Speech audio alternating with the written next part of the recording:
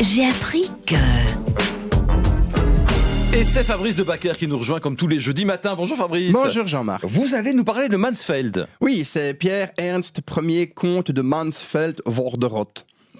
Faut déjà la place pour mettre ça sur un CV. Oui, exactement. Il a été gouverneur du Luxembourg pendant 60 ans. Ah oui, c'est pas mal ça. C'est pas mal sur un CV Ah quand ouais, même. ouais, ouais. Il a été encore plus longtemps, enfin un peu moins longtemps, mais longtemps aussi gouverneur de tous les Pays-Bas espagnols. Donc on est à la fin du XVIe siècle, 1580 dans ces eaux-là.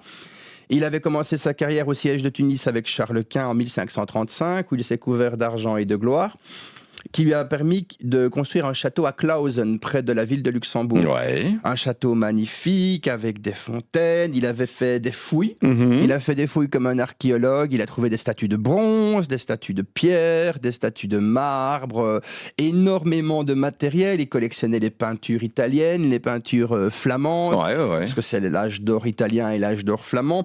Donc il avait beaucoup d'argent. Et quand il était déjà plus avancé dans sa vie, il a reçu la visite de l'archiduchesse Isabelle, qui était la fille de Philippe II, qui visitait les Pays-Bas autrichiens. Elle a tellement flashé sur la magnificence de sa collection et de son tombeau, de son château, que quand il est mort, comme il n'avait pas d'héritier, il a tout laissé à l'Espagne en se disant... On va entretenir mon joli château à Clausen. Vous savez ce que c'est, maintenant c'est un des quartiers de la ville de Luxembourg. Ouais. Mais l'archiduchesse Isabelle, comme il n'y avait pas d'inventaire, elle s'est fait plaisir. Ah oui. Donc elle a tout piqué. Elle s'est servie. Elle s'est servie, elle a tout renvoyé en Espagne. Il y a une partie qui a été brûlée, une partie qui a été perdue, une partie qui a été vendue. Donc il restait déjà plus grand-chose de la collection de Mansfeld.